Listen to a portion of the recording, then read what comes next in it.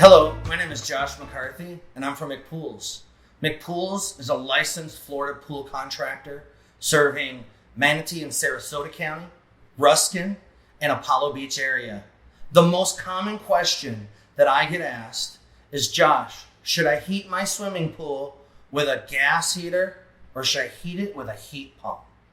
And one of the first things that I talk about is the finances. A heat pump is significantly more efficient. If you had a swimming pool in Sarasota that was 12,000 gallons and you heated it year round with a gas heater, you'd spend about $6,000. If you heated that same pool with a heat pump, you'd spend $1,000, saving $5,000 per year. If you keep that heat pump for 10 years, that's a potential savings of $50,000. How does that work? A heat pump does not burn gas. It uses the outside air to heat the pool. Let me show you how. The cold water comes into the heat pump. There is a fan circulating, moving the outside air through the coils. Using an R410 refrigerant, the compressor is then going to create a hot vapor.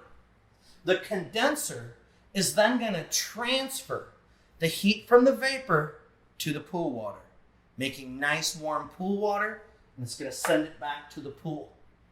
While the fan is sending cool air out the top of the heat pump. And this air can be as much as 10 degrees cooler as the outside air that came in. This is how a heat pump can be 600% more efficient than a gas heater. A heat pump uses the outside air to heat the pool and only uses a small amount of energy to transfer the heat. If you'd like more information about heat pumps, please follow McPools on Facebook. Please visit our website at McPools.com.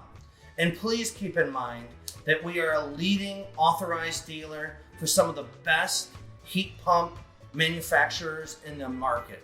Aquacal, Built Right, Gulfstream, Pentair, and others. Thank you, and look forward to hearing from you. Goodbye.